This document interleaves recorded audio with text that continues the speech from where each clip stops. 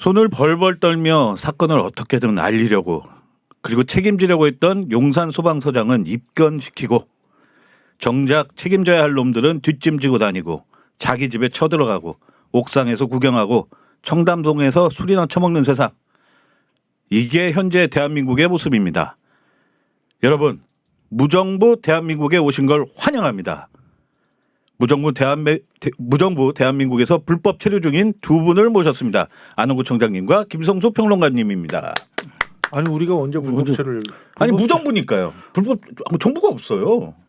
무정부라도 법은 있어요. 그러면 다시 시작하겠습니다. 여보세요. 정부는 없어도 입법회의 의회는 있을 수가 있는 건데 우리 불법 체류 안 해요 지금. 이 의회를 갖다 구분을 못 하십니까? 아니 뭐 주말에 무슨 일 있으셨어요? 아니, 이 많이 나셨어요. 의회하고 정부도 그 구분을 못 하고 도대체 MC를 어떻게 본다고 앉아 있는 겁니까? 아니 근데 두 분이 6시간 동안 방송하고 오시더니 굉장히 그 많이 까칠해지셨습니다. 아니 뭐 우리 청장님 그 주말에 방송 어떻게 잘 진행하시던데? 많이 피곤했습니다. 그날. 아 그렇습니까? 예, 그 이종원 씨의 그 투라고 해야 하나요? 민낯 투 뭐 이렇게 해야 하나요? 저는 그 공식 명칭이 기억이 안 나는데. 아니 그날 사실은 방송은 그날 저녁에 제가 9시부터인가요? 네네. 했는데 저는 11시부터 그렇죠. 저 김희경 씨하고 개국본 직원들 네네. 그 비상 직원 회의인가요? 예. 직원 운영 회의인가 뭐 하는 직원분들은 또 다 오셨나요? 비상대책위원회 직원회의. 직원 운영 회의 뭐 이렇게 예. 이야기하던데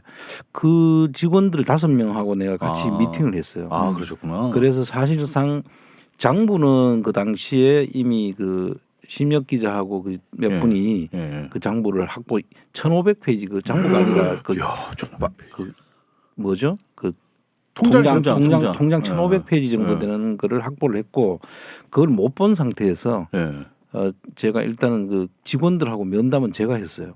그 5분하고 다 면담을 하셨다고요? 그렇죠. 그래서 면담을 해보고 사실 내용 전반에 걸쳐서는 제가 파악을 했는데 김희경 씨가 그 방송에 대한 부담을 엄청나게 가지고 있더라고요. 그래서 사실 방송에 그날 출연한 것만 해도 상당한 의미를 가졌다 이렇게 생각이 들고 혹자들은 그 방송에서 시원하게 이야기를 뭐 다 그냥 안 깠냐. 그러니까 리를빗 좀 그랬습니다. 약간 조금. 예. 그런데 그분이 그 방송에 그 더 이상 예를 들어서 하면 그분이 입을 다물고 방송이 중단될 수도 있다는 생각이 그 정도로. 들어서 그래서 뭐 그렇게 됐을 걸로 저는 답답해했을 걸로 보여요. 입을 막으려고 또 엄청난 그런 그 압박들을 갖다 가했으니까. 그 전부터도. 지금 뭐 사이버불링의 도가 아주 굉장히 심한 상태고요.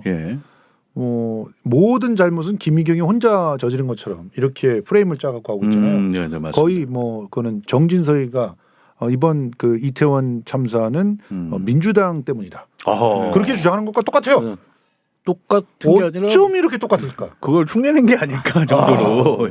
그거는 적반하장이고 여기는 이제 내부에서 같이 있던 사람을 자기는 빠지고 이제 한 사람을 이제 그 지금 용산 참사에서 그렇죠. 지금 경찰한테다 모든 그러니까요. 소방서장을 내세워가지고 비슷한 거죠. 그러니까 뭐 용산 경찰서장이 전라도 출신이라고 그쪽이 뭐 예전에 문재인 대통령 때 임명된 사람이니까 얘가 일부러 그런 거다. 이런 식으로 지금 몰아가고 있잖아요. 그러니까 그거랑 똑같은 거야. 김희경이라고 하는 사람이 서울의 소리 출신이니까 애초에 뭐 그러면서 그 잘못한 것도 다 감싸주고 그랬는데 저 결과적으로 자기 속내를 드러낸 거다. 민낯을 드러낸 거다. 이런 식으로 몰아가고 있으니까 참으로 정말 안타까운 상황이에요. 점차 이제 시간이 흐르면서 이제 좀 그 정신을 좀 차리면 이제는 이제 그분도 모든 것을 그 통장을 이미 제출했기 때문에 그 통장이 되면은 뭐 그거는 서류로 등장하는 거기 때문에 뭐 말로 이야기해봐야 소용이 없죠. 그러니까 이제 못 보신 분들이나 혹은 이제 너무 길어서 뭐 써머리만 좀 원하시는 분들한테 이제 간단하게 말씀드리자면 그날 그 통장을 깠다라는 거는 이제 2019년도에 그 조국 그 수호 사태 때 그때 이제 김희경 씨 통장 그러니까 개국본이 시작되기 전에 김희경 씨 통장으로 받은 통장 내역을 다 깠다는 거죠. 그렇죠. 통장이 총 3개가 있는 것 같아요. 그 당시에 그 저는 화면을 못 봤는데 화면에 올라온 통장이 김희경 씨 명의의 통장이 하나 있고 네. 이종원 씨 명의의 통장이 하나 있고 네. 그다음에 페이팔 계좌의 통장이 하나 있었는데 그 중에서 김희경 씨 것만 일단. 오픈한 거예요. 그렇죠. 그게 1,500페이지가 넘는다. 네. 그렇죠. 근데 그게 한 넉 달 사이에 넉 달 사이. 그게 1,500페이지가 넘는다. 그렇죠. 그러니까 얼마나 많은 분이 후원을 해주셨고 또 금액도 그렇죠. 사실상 어느 정도 엄청난 특정이 거죠. 됐죠. 24억 24억 6천이라고 하는 6천이 됐고 그 당시에 그리고 이종원 씨 계좌와 이쪽 페이팔 계좌는 지금 오픈이 안 된 안 거예요. 돼 있는 상태죠. 그러니까 그때 세 개 계좌가 다 노출이 됐었잖아요. 사실은. 그렇죠. 네, 세 개 계좌가 다 노출돼 가지고 그 중에 개국본이라고 하는 계좌로만 24억 6천이에요. 그러니까요. 그리고 시사타파 계좌도 자기는 나는 개국본이나 혹은 조국 장관한테 도움이 되겠지라고 그런 식으로 맞습니다. 입금을 했을 가능성이 상당히 높잖아요. 그런데 예. 실제 이제 그 김희경 씨한테 물어봤더니 본인은 그런 계좌가 올라가 있었는지도 모른다고 설명을 하더라고요. 그 이야기를 하고 그럼 그 이제 이런 거죠. 그 방송 구조가 아마 지금 현재 촛불 행동에서 지금 하고 있는 네네. 거는 여러 방송들이 동시에 같이 방송을 해서 자기 방송으로 송출을 하는데 맞아요. 예. 그 당시에는 아마 이종원 씨가 하는 그 시사타파라는 그 방송으로 예.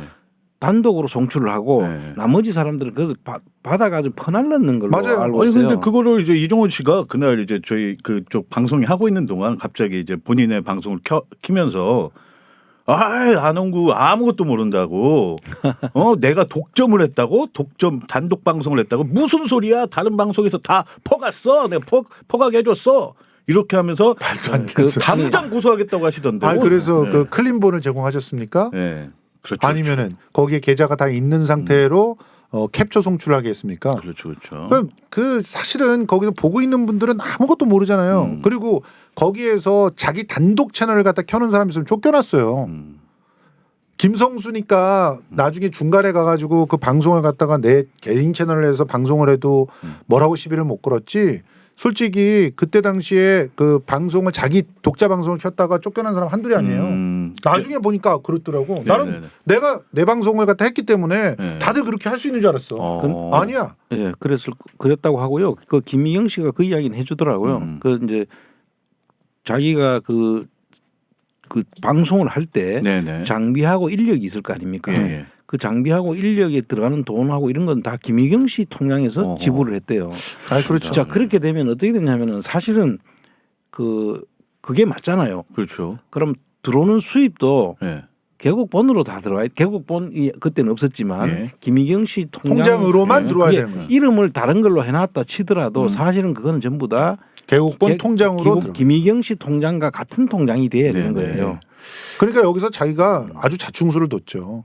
실제로 그 시사타파라고 하는 방송밖에 없었어요. 그때는 개국본 TV가 없었죠. 그렇죠. 그 시사타파 방송으로 보고 거기에 있는 계좌든 뭘로든 하여튼 거기에 있는 걸로 돈을 다 사람들이 나눠서 입금을 그렇죠. 한 거예요. 예. 그러면 그 세 개 통장이 전부 그 시절에 들어온 돈은 전부 개국본이나 조국 장관을 후원하려고 들어온 돈이라고 봐야지. 시사타파를 응원하려고 들어온 돈이냐? 뭐 그걸 갖다가 이제 구분을 어떻게 합니까? 그래서 이제 그 김희경 씨는 그래서 내가 물었어요. 이거를 알고 있었냐? 그래 자기는 그렇게 올렸는 줄도 몰랐고 뭐 집회 준비하고 이제 바쁘니까 이거는 김희경 씨 주장이니까 일단 김희경 씨가 한 말에 따르면 자기 통장으로 들어온 김희경 씨 명의로 된 계좌로 들어온 돈만 자기는 관리를 했고 이종원 씨와 그 페이팔 계좌로 돼 있는 그 다 이종원 씨 계좌로 돼 있었을 걸로 보이는데 그 계좌들은 자기는 전혀 모른다. 그리고 그럼 돈 지불은 자기 어느 비용에서 지불됐냐니까 자기 통장으로 들어온 돈에서 지불이 됐다는 거죠. 그럼 그 행사에 관련된 그럼 방송도 예를 들어서 이종원 씨 개인 수입이라고 하려 그러면은 그 방송을 자기 기자재고 사람이고 다 자기가 돈을 줘야 되는 거예요. 일부에 너무 많이 풀면 너무 많이 얘기해요. 많은 분들이 또 이따가 또 자세하게 이야기를 하도록 하겠습니다. 틀림없이 저 자식 저거 이러면서 저한테 뭐라고 하실 분들도 계시겠지만 어떡하겠습니까? 저희도 먹고 살아야죠. 처음부터 너무 다 풀면은 또 어떻게 하겠습니까?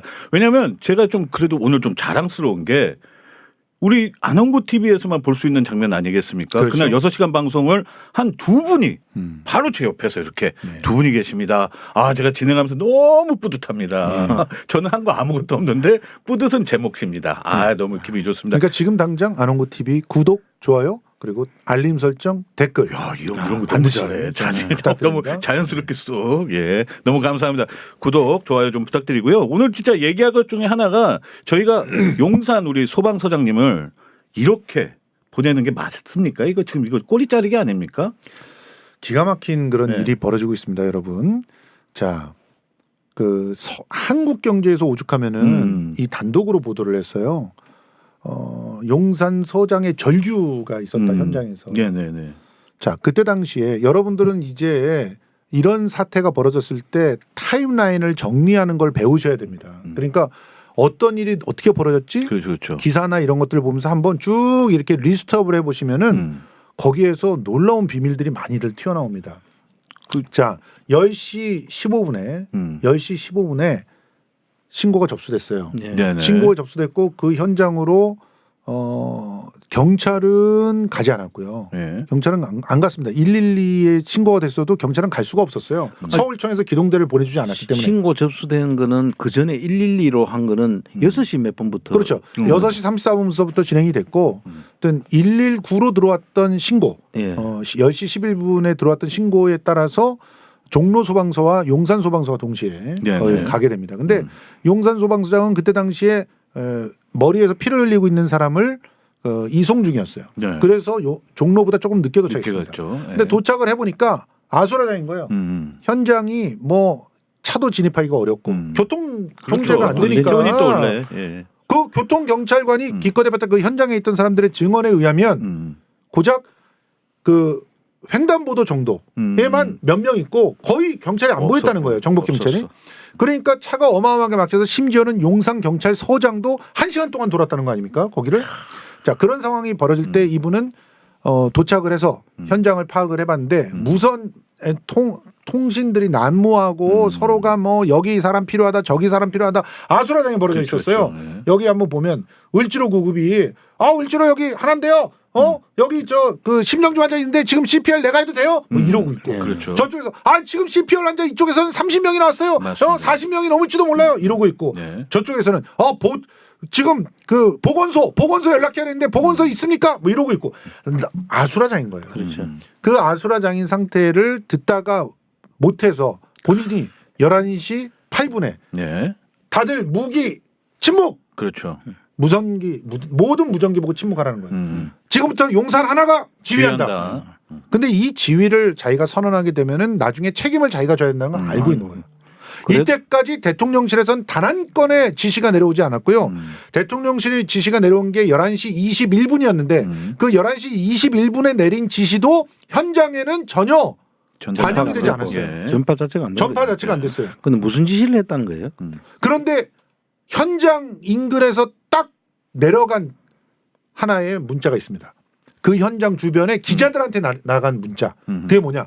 11시 33분에 오늘 마약 단속은 취소됐습니다. 맞습니다. 예. 요거 하나가 내려간 거예요. 그러면 11시 21분에 그때는 총리도 몰랐고 행안부 장관도 몰랐고 보건복지부 장관도 몰랐고 경찰청장도 몰랐고 서울경찰청장도 몰랐다는 그 시기에 도대체 대통령은 누구한테 지시를 한 겁니까? 근데 그 지시했다는 게 마약 단속을 이제 못한다라고 지시한 거 아니겠어요? 그렇게 의심이 되는 거죠. 그밖에 그렇죠. 더 있나요? 네. 그러니까 지시한 내용이 없어. 지시한 내용이 현장에서 관철된 게 갑자기 기자들한테 11시 33분에 내려간 문자 메시지가 다야. 맞습니다. 예. 그리고 오히려 지금 용산 경찰서장은 이 기사에 보면요. 계속해서 무전기로 계속해서 경찰 기동대를 갖다가 배치해달라고 난리가 납니다. 그렇죠. 그러면서 경찰 기동대를 어디로 배치하라 그러냐면 해밀턴 호텔 뒤쪽으로. 맞습니다. 이게 상황을 정확하게 파악했다는 거거든요. 그쪽 뒤쪽에 사람들을 해산을 해야 거기서부터 구조 작업을 할 수 있다고 본 거예요. 그런데 기동대가 안 와요. 그럼 기동대가 언제 도착하느냐? 11시 50분에 도착을 합니다. 마약 단속 수사를 취소시킨 다음에 도착을 그렇죠. 하는 거예요. 그리고 그 사이에는 그 마약 단속을 취소를 안 하면은 마약 단속을 그때까지는 계속 하려고 했다는 거잖아요. 그렇죠. 그러니까 경찰이 들어가는 순간 마약 단속을 할 수가 없는 상황이 되니까 그렇죠. 취소를 시켜야만 기동대가 들어갈 수 있었던 그런 상황이 벌어진 그렇습니다. 거죠. 그러면서 서울경찰청장이 오늘도 나와가지고 온갖 거짓말들 하는데 그때 우리 정복 입고 있었습니다. 그런데 정복 입은 사람들이 뭐 했냐면 현장 통제를 하는 게 아니라 마약 단속을 치고 들어갈 때 그 길을 여는 작업을 하려고 현장에 그 정복 입은 사람이 있었던 거 아닙니까? 이런 거짓말을 갖다 하고 있어요. 뻔뻔스럽게. 그리고 실제로 지금 말씀대로라면은 용산 소방서장 네. 그분이 표창을 받아야 돼요. 표창을 받아야 되고 영웅이죠. 그 공무원이 사실은 이 책임을 내가 지겠다. 네. 지금부터 내가 지휘하겠다. 이 말 하기가 정말 힘들거든요. 그 공무원 안 해보면 몰라요. 용산 경찰서장은 그냥 지시를 기다리고 있었잖아요. 어디서? 그러니까. 이태원 파출소 옥상에서. 옥상에서 쓱 보면서 기다리고 있었어요. 예. 그런데 그 사람도 할 말이 있는 거예요. 기다리라고 했으니까. 그 위에서 지시가 떨어졌는데 서울경찰청장이 기다리라고 했잖아. 네. 기동대도 움직이라고 하는 지시를 서울경찰청장이 안 했어. 용산경찰서장도 계속 요구했다는 게 나오고 있고 심지어 이태원 파출소에 있는 정보 담당 그 경상가가 네. 보고서를 만들어서 25일 날 올렸다는 거예요. 근데 그 보고서도 묵살하고 26일 날 대통령은 당정 협의회를 지시해서 그 당정 협의회에서 총리가 컨트롤 타워가 되고 검찰은 4개 권역에서 그 마약 특별 그 수사팀을 만들고 경찰은 14,000명을 동원하고 해경도 8배로 인원을 늘리고 관세청까지 동원해가지고 그래서 지금 마약 단속 특별 단속을 하겠다고 당정 협의회에서 당정청이죠. 그러니까 당정 용화대 당정용 협의회에서 결정을 해요. 그럼 당정용이 다 같이 공범인 거잖아요. 예, 지금 이게 중요한 이야기인 게 이 경찰은 지시가 있었던 거예요. 움직이지 말라는 지시가 그럼요. 있었던 거예요. 그러니까 기동대 정복 입은 기동대 병력들은 움직이지 마라. 네. 왜냐 마약 단속하는데 지장이 있으니까. 네. 그렇죠. 그런데 이제 소방서장은 다른 거예요. 그럼요.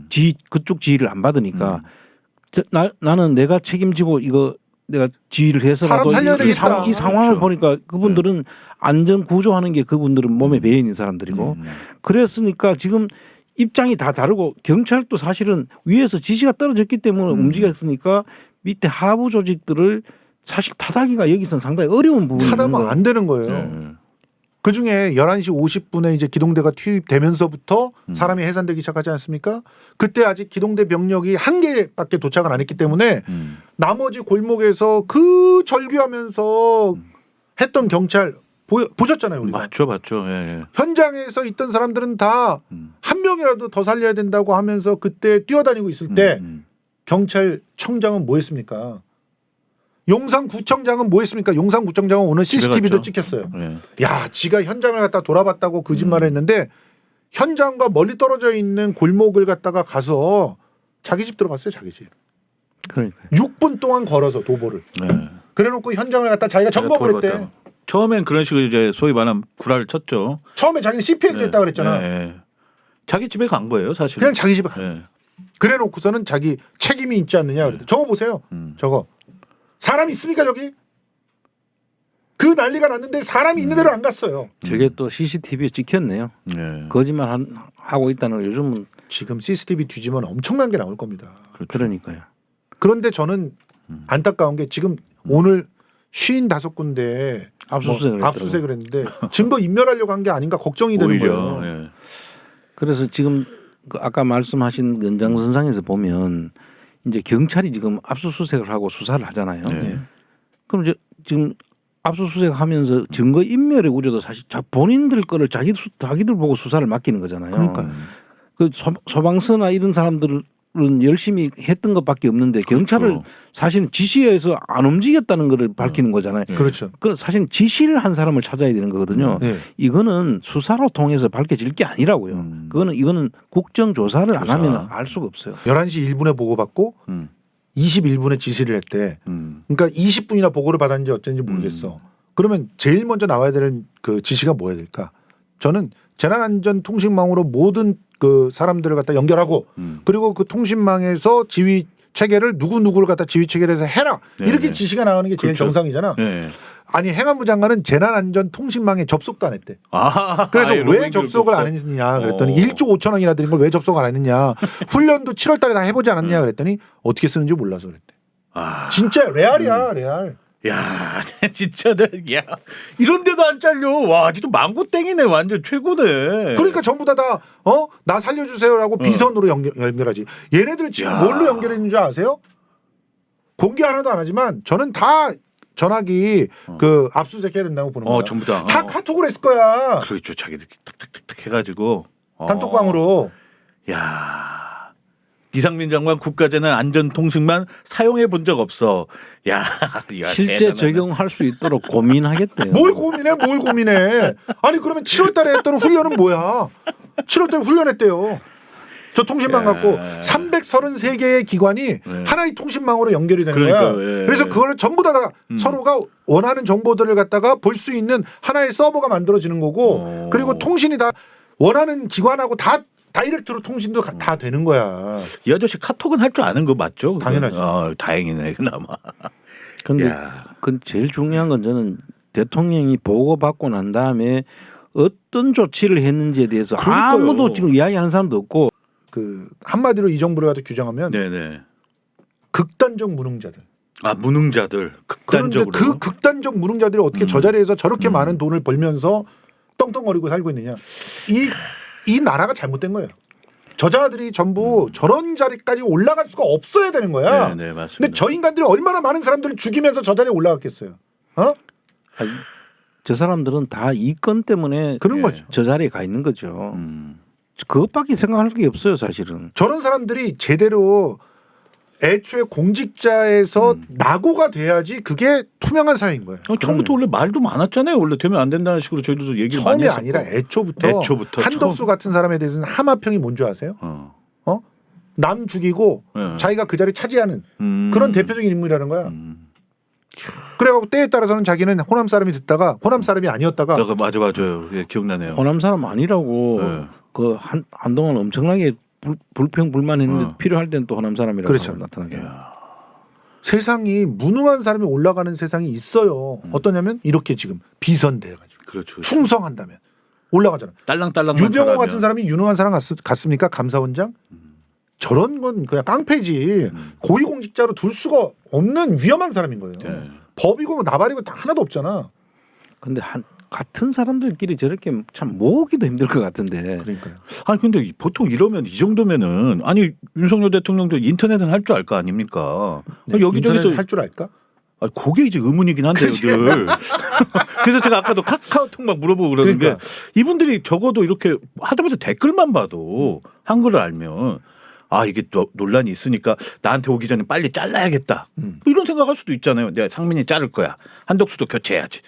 근데 계속 놔두고 있거든요. 이건 뭐라고 생각하십니까? 도대체 무슨 심리일까요, 이건? 그러니까. 나 자르면은 이제 곧 자기한테로 온다고 생각하는 거죠. 네. 최대한 막을 수 있는 데까지 막자라는 거 아니겠어요? 요 타임에 또 유병호 기사가 뭐 하나가 지금 특종이 떴어. 원전 감사 유병호 감사원 간부에게 원전 재판서 검찰 도우라? 저 뭐 하자는 거니? 니들. 검찰을 도우라고? 이거 뭐야? 왜 그래? 야, 조선일보에서도 얼마나 한심하면 저렇게. 저거는 참. 야, 이거 뭐야? 얘네들은 정부고 나발이고 뭐고 없어. 자기가 감사원에 전부 정적이고 그렇지. 네. 저건 공무원이라고 할 수 없어요. 저 정도면. 저런 사람들은 공무원을 두면 안 되는 거예요. 아니 이게 체계가 있는 거예요. 정부라고 하는 건 각자의 기관들이 역할이 있고 그 역할을 정확하게 수행하면서 유기적으로 연결이 돼 있어야 되는 건데 얘네들은 네 편 아니면 내 편이야. 그렇죠. 야, 너 누구 라인이니? 이러면서 야, 그러니까. 너 윤석열 라인이야? 내 편. 너 김건희 라인이야? 아이고 모셔야 될 편. 그리고 한덕수 라인이야? 야, 가. 뭐 이런 식이야 지금. 별거 없구나 이러면서. 야. 난 이게 무슨 소리를 하는 건지 나 진짜 이해할 수가 없네. 이게 지금 감사원 사무총장이 할 얘기입니까 이게 무슨 소리야? 그런데도 이게 버젓이 자행될 수 있다는 거잖아요 지금. 어떻게 감사원이 할 일이 검찰에서 공소유지라는 걸 도우라고 합니까? 와. 감사원이 이런 데였나? 난 처음 알았네. 와. 아주 감사원을 검찰의 그냥 밑에 그러니까. 하나의 부서로 만들어 버리는 거예요. 검찰 하수인으로 한 거죠. 그렇죠. 원래 감사원은 검찰도 감사를 하는 겁니다. 당연하죠. 그런데 미치겠어. 이제 수사기관이나 조사기관에 대한 그 특별한 거는 이제 그 내용에 대해서는 감사는 안 하지만 행정 행위를 하는 모든 법률을 집행하고 하는 데는 그 법을 제대로 집행하는지 여부를 감사를 하는 거거든요. 네네. 감사원은 그러니까 만약에 검찰을 고발할 일이 있다. 그럼 자료 정리해서 검찰 고발하고 넘기면 되는 거고 그 다음에 그쪽에서 공소유지할 때 뭔가 협조 요청이 오면 협조 요청 오는 것을 갖다 자기네들 판단 기준에 의해서 정리해 주면 되는 거예요. 그런데 재판을 도우라고 하는 건 무슨? 근데 이번 정부 들어서 감사원이라는 단어를 너무 많이 듣고 있어요. 여기저기 안 나오는 데가 이 인간 없습니다. 하나 때문에요. 유병호라는 인간. 헌법 질서를 완전히 지금 다 무력화시킨 거죠. 최재해 원장은 이 꼴을 갖다가 보고서 무슨 생각을 할까요? 자기 보신 때문에 지금 그 자리에 앉아 버틸라고 하면은 그 사람도 감사원을 대통령 지원기관이라고 그러니까 그런 얘기를 했었고요. 거의 망언에 가까운 그런 얘기를 하지 않았습니까? 야, 또 잠깐만 또 속보가 또 있답니다. 야, 오늘 저 PD가 열일하네요. 원래 좀 잘 일 안 나갔거든요. 예. 아, 오늘 드디어 또 구속 기소를 했네요.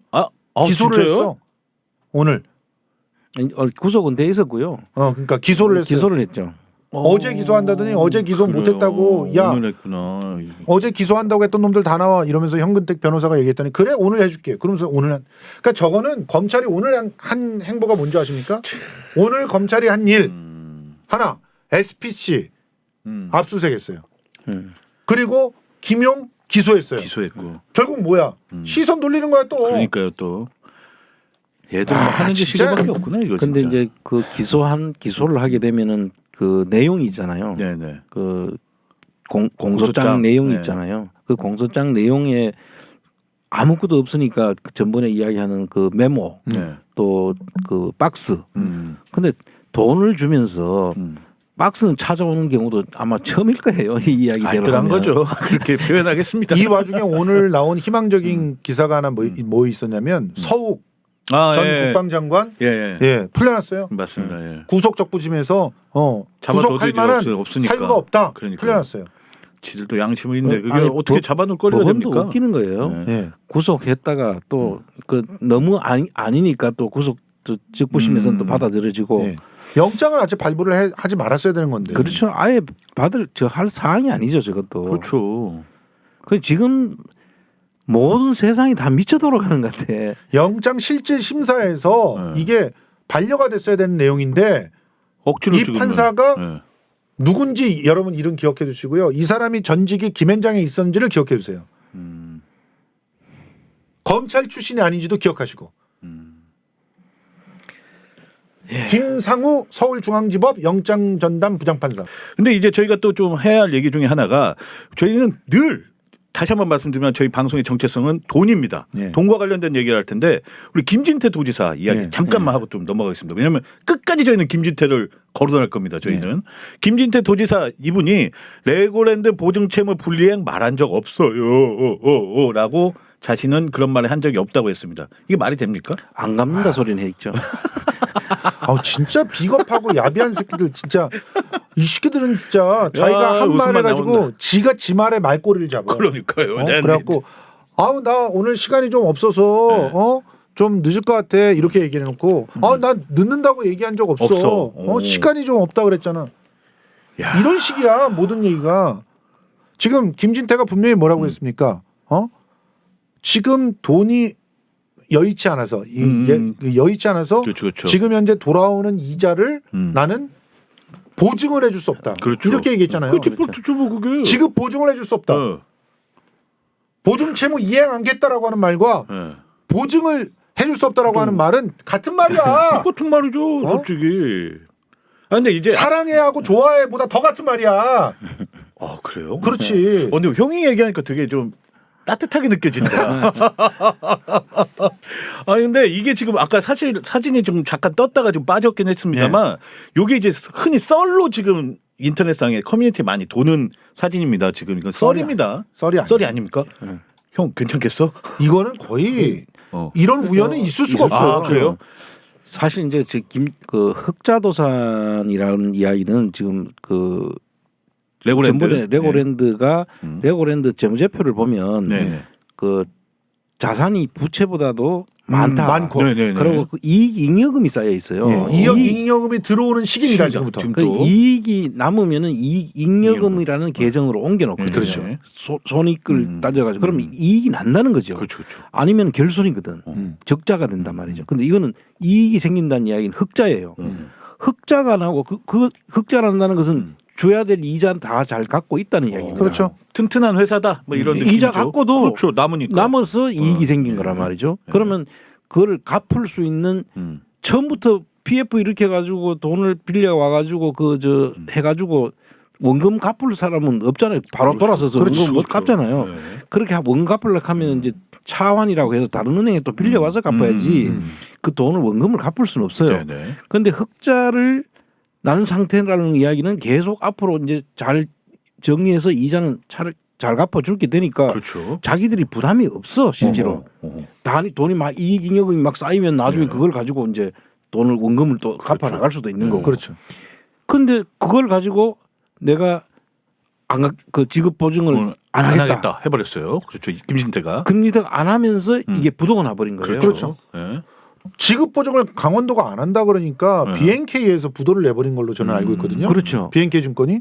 근데 BNK도 좀 이상하다니까 그래서 여기서 이게 갑자기 아니 그렇게 지급 보증을 안 한다고 해도 가서 설득하고 뭐 기간을 잡고 이런 걸 해야지 그냥 바로 부도. 그 부도 냈죠. 그런데 이거 이야기할 때 김진태가 기획재정부하고 의논을 했다는 말이 있어요. 맞아요. 본인 말로. 네.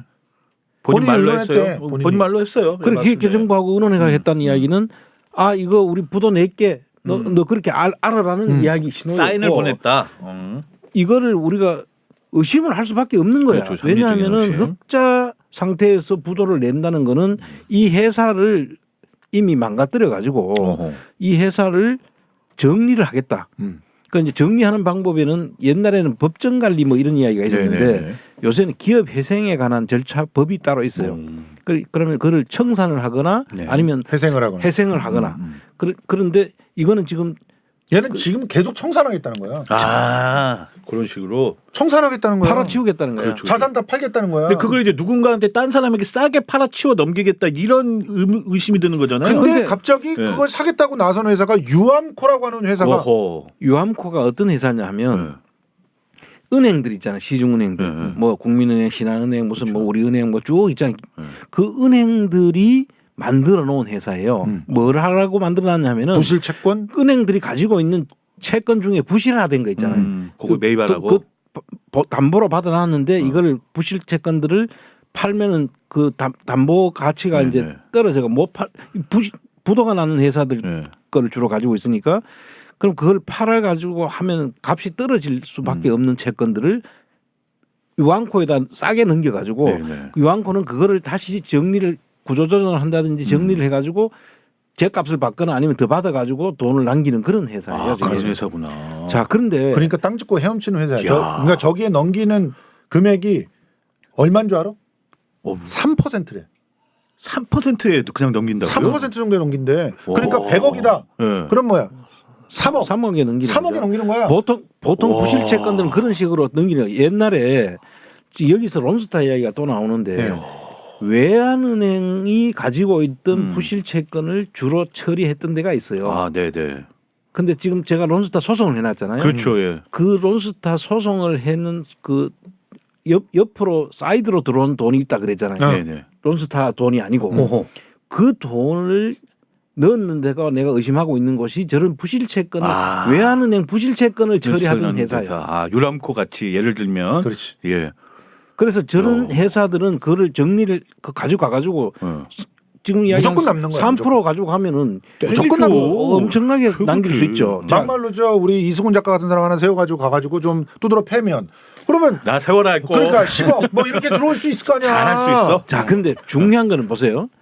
그럼 유암코가 그 돈을 먹으면은 또 그는 일종의 은행들 자기들끼리 그렇죠. 출자해서 만든 회사니까 은행으로 간다고 생각될 수 있어요. 그렇죠. 근데 유암코 사장이 누가 갔냐? 그 사진 한번 다시 한번 보세요. 성함이 어디 낯이 익은데요. 이상돈. 예. 근데 이 사람이 누구냐? 전 도이치모터스 고문이야. 이야. 도이치모터스라는 데가 어떤 회사예요? 아유 전 국민이 다 알죠. 뭐 김건희가 주가 조작을 하는 회사지. 네. 그런데 실제로 그 도이치모터스라는 데가 어떻게 만들어져서 어떻게 성장했는지 상장까지 어떻게 했는지를 갖다 추적해 보다 보면 선라이즈라고 하는 회사가 막 뒤에서 나와 어른거리고. 자 이런 거지. 도이치모터스는 원래 독일 BMW를 수입해서 그렇죠. 파는 한국 수입차 대리점이에요. 예, 대리점. 예. 대리점을 상장한다는 게 말이 안 되잖아요. 그렇죠. 그걸 만드는 것도 아니고 만드는 것도 아니고 그렇죠. 무슨 뭐 기술이 있는 것도 맞습니다. 아니고 예. 사가와 가지고 파는 게 무슨 그 대리점이 무슨 성장성이 있으면 그걸 주식에다 올릴 가치가 없는 거죠. 그 대리점 끊어버리면 끝나는 건데. 그러니까 어떤 식으로 상장을 하냐 우회 상장이라는 방식. 합병을 통해 가지고 우회 상장이라는 형식을 통해 가지고 상장을 해놔요. 그런데 그걸 가지고 주가 조작을 한 거 아닙니까? 그렇지.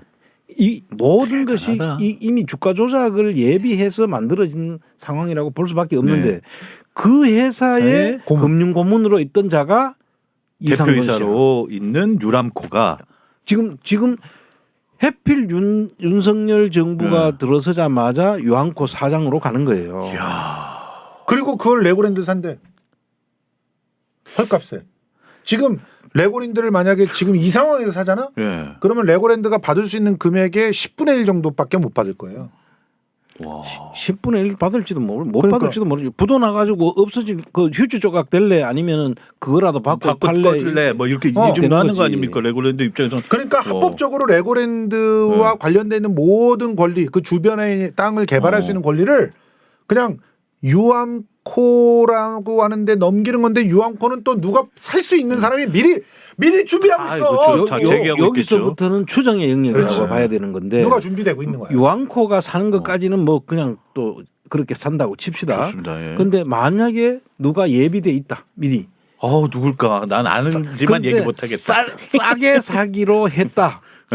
그래서 윤석열이 김진태를 끼고 도는 거지. 김건희가 김진태를 갖다 끼고 도는 거지. 그럼 나라가 마음이 생겼는데도 끼고 돌잖아. 그러니까요. 그렇게 됐다고 한다면은 이 모든 것이 그냥 처음부터 그냥 생긴 게 아니라고 볼 수 있다는 거죠. 더 자세한 얘기는 성수대로에서. 근데 이 성수대로 민생 경제 시간에 자 용산 그 기지창 그 6조짜리 이 실제로는 15조 16조를 얘기했던 그걸 6조라고 요즘 얘기합니다. 맞아요. 그것까지 한때 묶어가지고 자세히 설명해드리겠습니다. 그걸 조금만 더 이제 우리 그 이야기를 해줘야 성수대로에 많은 사람이 그렇죠. 지금 아노고 TV에서 왜 이렇게 좋아하세요? 한마디. 하세요. 왜 그러냐면 이 아까 이야기했는 용산 정비창이라고 있어요. 맞습니다. 그 코레일이 가지고 있는 띄워주세요. 2007년도에 주요 공공기관 그게 한 8조 정도 되는 그 2007년도에 8조 16만 평 정도 되는 곳이에요. 그 엄청난 용산에서 용산 역세권이라고 역세권에 엄청나게 노른자 땅인데 그렇죠. 저거를 지금 판다고 또 내놓은 거예요. 대단하다. 근데 6조 3,146억.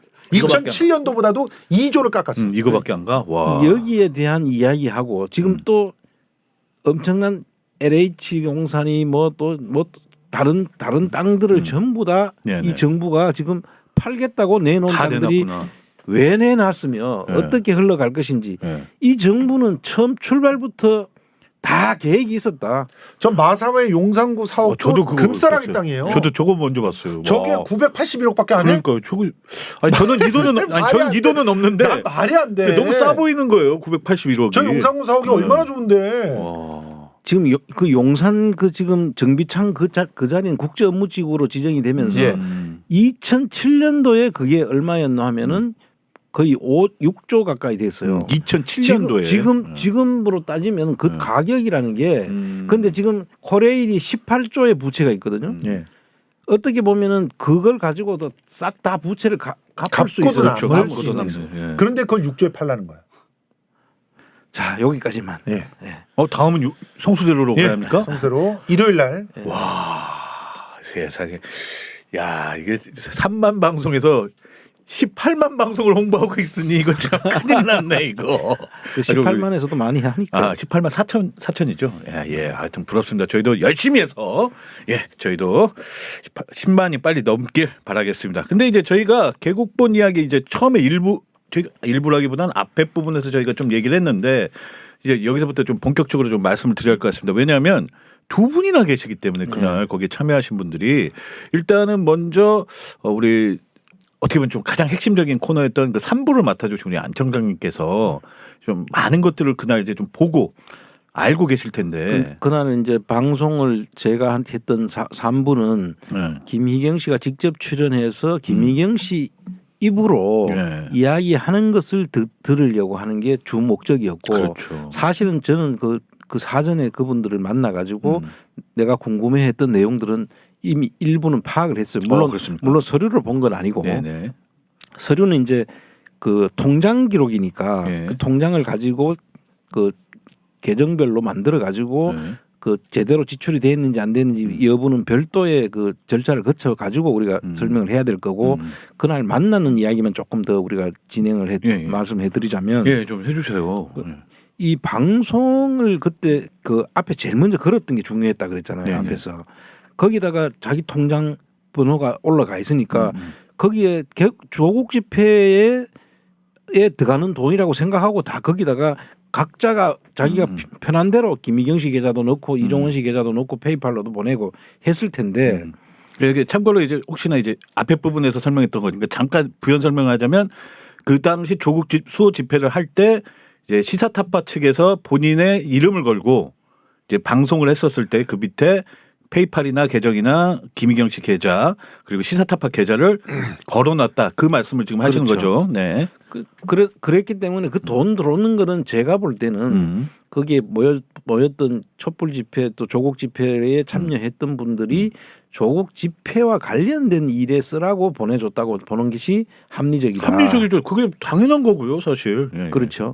이제 그래가지고 그게 2019년도 8월 달부터 12월 달까지의 넉 달간에 있었던 그 일들이더라고요. 보니까 그게. 그리고 그래서 그 돈들이 어떻게 됐냐고 물었더니 개국본이라는 게 2020년도 1월 달에 개국본이 만들어지면서 그 통장은 그 사이에 그 보이스피싱이라고 알려져 있는 4억 돈이 빠져나갔다가 일부를 찾아왔던 그런 사건이 있었더라고요. 수차례에 걸쳐서. 그래서 그 부분은 지금 내가 김희경 씨하고 만나서 들은 이야기로는 일단은 그 일반적인 보이스피싱하고는 조금 다른 것 같아요. 네네네. 그러니까 그날 방송에서 해킹이 의심된다는 말씀을 하셨었나? 해킹을 당했다고 해요. 당했다고. 그러니까 보이스피싱이라는 일반적으로는 보이스피싱은 대포 통장으로 한 번에 들어가고 끝이거든요. 그럼요. 근데 이게 이틀에 걸쳐서 그 공인 인증서가 해킹을 당해가지고 찾아갔다라고 하고, 근데 그게 그렇게 되면 이제 그 한도가 있잖아요. 찾아가는 게. 그렇죠. 한도가 있어서 그 한도를 끊어서 나가다 보니까, 근데 그게 일관성있게 계속 끊어서 나간 게 아니고 상당히 텀을 두고 또 끊어서 나갔다는 부분 하나가 조금 아직 이해가 잘 안 되고. 그래요. 그다음에 이제 일부는 또 돈을 중간에 잘라가 그 찾아왔대요, 그거를. 맞습니다. 예. 그래서 그 2억 천 정도는 찾아왔고 받았죠. 1억 9천을 못 찾아왔는데 5천은 어떤 그 상대방을 특정할 수 있는 통장에 들어가가지고 법인 통장이었죠. 법인은 아니라고 해요. 아, 법인은 또 아닙니까? 그건 그 개인이라고 하는데 그 통장에 들어갔다고 합니다. 그건 지금 들은 이야기를 제가 그대로 전달. 서류를 본 건 아닙니다, 통장을.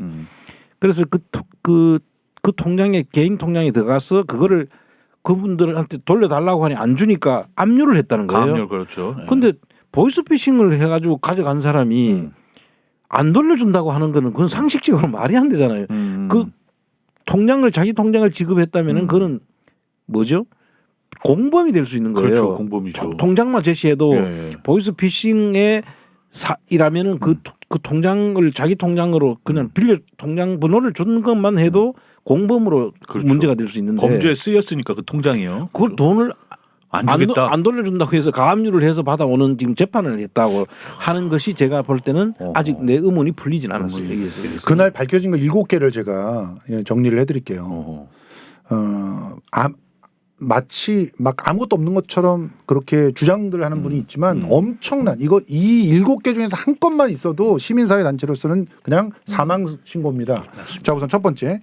김희경 통장만으로 24억 6천이 들어왔다는 게 확인이 됐어요. 맞습니다. 예. 그러니까 이 금액은 아직까지 한 번도 밝혀지지 않았던 것인데 24억 6천이라고 하는 게 특정됐고 그리고 그 외에 두 통장이 더 있는 거 아닙니까? 그렇죠.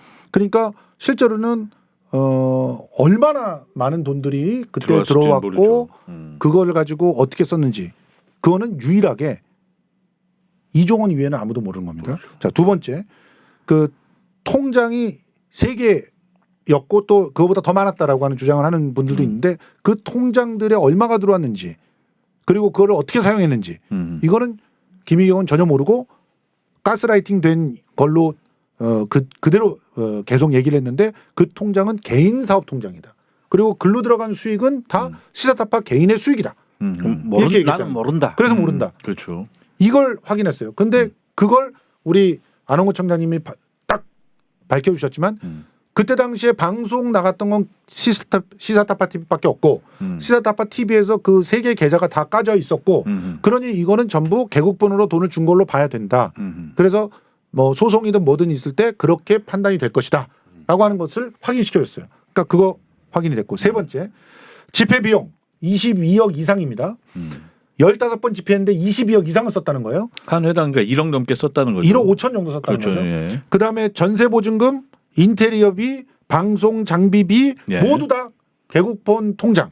그러니까 김희경 통장이라고 다 하죠. 지급됐다는 예, 거예요. 그렇죠. 그러니까 여기서 이종원 씨가 뭐 방송 장비 사서 기증을 했다는 등 자기 페이팔로 2,500이 들어와서 그거는 찾지 않고 묻어둔 상태에서 자기가 따로 돈을 갖다가 기증했다는 등 이건 다 거짓말이다.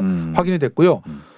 심지어 그 거기서 그 장비 임대료까지 받았다. 330만 원. 자기 장비가 들어가가지고 임대료까지 받았다는 것은 확인은 되지 않지만 김희경 씨한테서 확인은 되지 않았지만 다른 직원을 통해서 확인한 바는 있습니다. 아니, 본인도 입으로 그날 얘기했습니다. 내가 김희경 씨하고 그 직원을 만났을 때 계약서를 가지고 있었어요. 근데 그 계약서를 보여달라고 했더니 보여줄 수는 없고 그대로 있는 내용을 알려주겠다고 해서 그 옆자리에서 내가 확인을 했어요. 그 330만 원을 장비 대여료로서 300만 원은 대여비고 부가세 포함해서 330만 원을 지급했다라는 이야기를 들었어요. 자, 그게 이제 기본적으로 개국본이 지급을 한 거죠. 그렇습니다. 그리고 개국본 TV에서 세상에 모든 직원 인건비 직원이 총 7명이었죠. 총 6분 뭐 이제 숫자가 이제 그 왔다 갔다 했는데 어쨌든 그 인건비에는 이종원의 월급도 들어가 있습니다. 2,200만 원, 연봉 2,200. 그러니까 다달이 180. 이 180이라고 하는 돈은 아는 분들은 아시지만 알죠. 의료보험, 알죠? 4대 보험에 대해서 최저치. 그걸 맞춰가지고 거기서 4대 보험을 털고 있었던 거예요.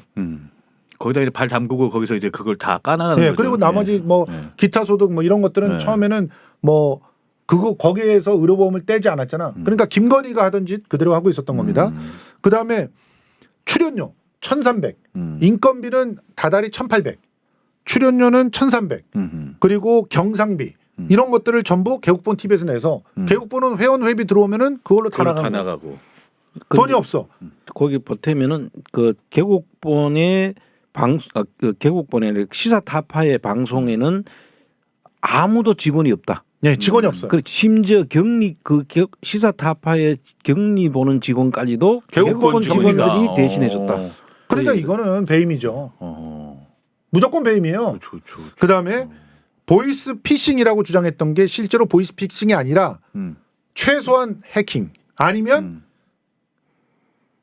여기서 이제 제가 중요한 얘기가 좀 있는데 거기까지는 이제 뭐 나중에 수사 영역으로 넘길 부분이기 때문에 얘기하지 못하지만 이거는 사실은 누군가 내부자가 돈을 특정한 그런 어떤 목적에 의해서 횡령을 했을 가능성이 상당히 높은 증거들이 다 나와 있어요.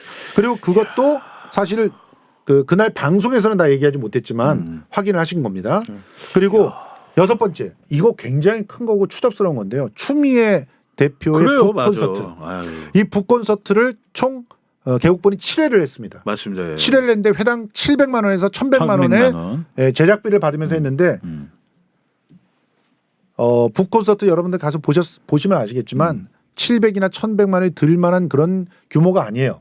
그런데 그렇게 했는데 거기 장소 대여비도 안 들어가 있어요. 거기에는 장소 대여비가 사실은 제일 커요. 그러니까 이제 세금 계산서에 그 계산서 네. 내역서에 없었습니다. 없어요. 없어요. 그러니까 결국 거기 있는 돈들은 다 장비료 뭐 이런 거였단 말이죠. 그런데 충격적으로도 그 사업을 따낸 데는 개국본 TV도 아니고 시사타파 TV도 아니에요. 피플 앤 미디어라고 하는 이종원의 미디어? 아내 아내의 회사예요. 근데 그 회사는 이전에 그런 실적도 없었던 걸로 알려져 있습니다. 그리고 7번째가 사이버 일곱 번째 이야기하기 전에 예. 저희가 이제 뭘 먹으면서 좀 이야기하면 안 될까요? 아니 뭘 먹으면서 이렇게 진짜 아니 왜냐하면 마지막 7번째 얘기하기 전에 흔히 말하는 이렇게 팝콘 각이라고 하잖아요. 그렇지. 이렇게 뭘 오물오물 진짜 나도 먹으면서 그거 씹고 싶었어. 진짜. 그러니까요. 이렇게 계속 너무 달리면은 질겅질겅 씹으면서 하면 얼마나 그렇죠. 이렇게 먹으면서 근데 이렇게 여러분들도 이렇게 드시면서 저희 이야기를 들으십시오. 잘 오해하실 분들한테 있을 수 있을 것 같아서 제가 말씀드리자면은 추미애 장관님은 그 아마 북콘서트 할 때 전혀 모르고 그쪽에서 뭐 실제로 그 북콘서트를 했는 사실이 있었으니까 그 돈이 지급한 거지.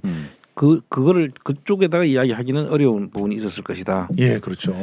아이고 우리 추미애 장관님 말씀드리는데 이렇게 불경스럽게도 저희가 광고가 들어와서 광고를 안 할 수가 없습니다. 저희도 그러다 보니까 기억나시죠? 저희 이 오징어 월드에서 오징어만을 전문적으로 취급하는 온라인몰 오징어 월드에서 오징어 입살을 저희가 방건조 오징어 이게 더 많은 것 같은데 그쪽 입살 슬라이스 제품명은 방건조 오징어 입살 슬라이스입니다. 바꿔드릴게요. 저희 아내가 먹어보고 깜짝 놀랐다는 오징어 입살 슬라이스. 아이고 형, 와 냉정하네. 그냥 바로 그냥. 저희가 지금 7번째 얘기 궁금하시죠? 그러면 오징어 월드에서 반건조 오징어 입살 스라이스를 한번 구매해 보시길 바라겠습니다. 여기서 보여주신 그 내용을 그래도 저희가 읽어야 합니다. 이거 광고기 때문에 문구라서 내용이 코도 아니고 눈도 아니고 입. 이렇게 적어서 보내주셨네요. 우리 사장님께서 센스가 아이고 오징어 마우스 오징어 주둥이 안주로 최고 진짜 맛있음. 우리 성수형 보십시오. 얼굴이 이렇게 좋습니다. 예. 자 이게 씹는 데는 완전히 이게 막창이야 막창 수준입니까? 근데 맛은 오징어 향이 코를 뚫고 흘러가면서 이 고소한 맛이 입안에 가득 남아요. 그러니까 맥주 각이다 이거는. 맥주 각이다. 우리 뭐 청장님 어떠세요? 지금 맛있어서 지금 이야기를 하기도 좀 그러네. 말 시키지 마 이런 표정으로. 야 이 말 시키지 마 먹고 있는데. 야 이게 오징어 부위에 이런 부위가 있는 거는 진짜 처음 하는 것 같아요. 그렇습니까? 우리가 보통 오징어에서 다리 좋아하시는 분들이 오징어를 잘 먹는 거라고. 맞습니다. 아니야. 맥주 안주로서는 딱이겠는데. 이게 이 식감하고 그다음에 그 향의 깊이, 그다음에 고소함의 정도 이걸로는 다리도 못 따라온다 이거. 다리는 오히려 뻣뻣해. 형이 읽어 이제. 나 좀 먹게. 와, 맛있다. 스마트스토어 오징어월드는 오징어를 무진장 사랑하는 사장님이 몇 번의 사업 실패 끝에 개점한 온라인 몰입니다. 개점한 지 얼마 안 돼서 검색도 잘 안 되는 신생몰이지만 대한뉴스 오징어 메타버스를 시작으로 여러 채널에서 광고를 시작하고 있는데 아농구 TV 여기도 여러분들 많은 관심 또 애용 부탁드립니다. 뭐 주문 방법은 뭐예요? 이거? 연락처는 따로 없나요? 유튜브에 밑에 보면은 주문 방법이 나와 있대요. 거기다 이렇게 넣는 방송 보시고 그 밑에 더보기 거기를 갖다 눌러주시기 바랍니다.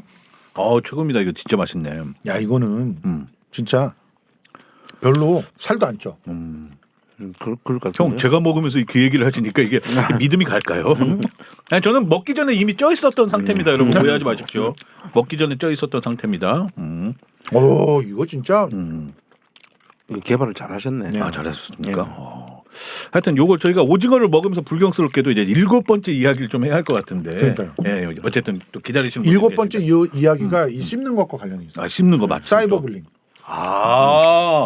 지금 대단한데요. 이 사이버불링이 어마어마하게 진행됐었다라고 하는 사실도 확인을 했어요. 그러니까 우리가 단지 그 어떤 방송에서만 여기서 욕설을 하네 이 정도라고 생각을 했었는데 그게 아니라 굉장히 조직적으로 개국본 카페를 중심으로 해가지고 좌표가 찍히고 방송에서 특정한 사람들이 노출이 되고 그러면 사이버불링이 들어가고 이런 상황이었고 또 이분이 사이버불링을 당하고 있어. 김희경 실장님이. 그러니까 이젠 자기가 당하는 거야. 그래서 그 상황 속에서 그 결과적으로는 굉장히 좀 위축되고 네네, 그렇죠. 뭔가 사회생활을 하기가 힘들고 무서울 정도의 상황에 처해 있다는 그러니까 것을 이종헌이라는 단어만 떠올려도 좀 약간 위축되는 그런 네. 모습이 그날 좀 떨어 보이시더라고요. 진짜. 방송에서 또. 제가 그 다른 직원들도 봤잖아요. 예. 근데 그 직원들 이야기가 그래요.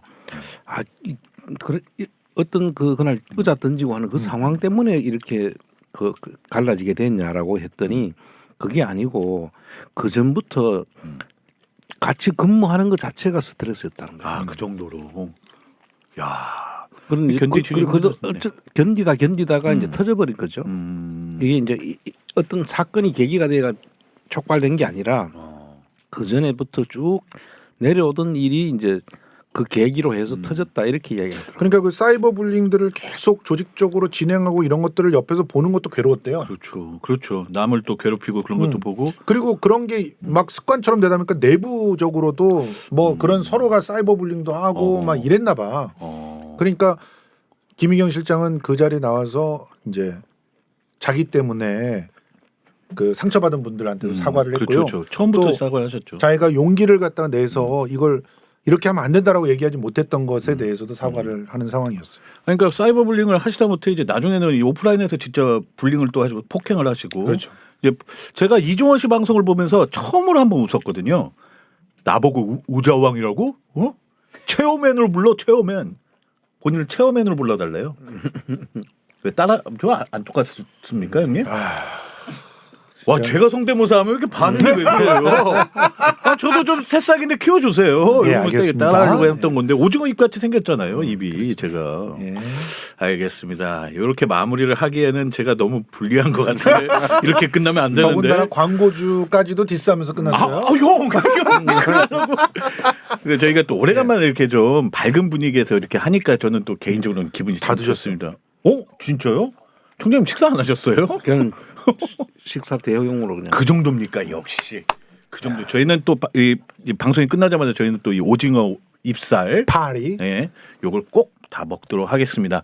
자, 오늘 그 어떻게 보면 용산에서 일어난 우리 또 이태원 참사에 대해 어떻게 보면 마음 한편으로는 좀 무겁지만 또 그렇다고 우리가 저희가 계속 무겁게만 또 진행할 수도 없고 계속 저희는 묻겠다고 했습니다. 그걸 하다 보니까 이런저런 이야기를 하면서 좀 저희가 웃더라도 그 점은 좀 양해 좀 부탁드리고요. 물러갑니다. 네, 저희 가보겠습니다.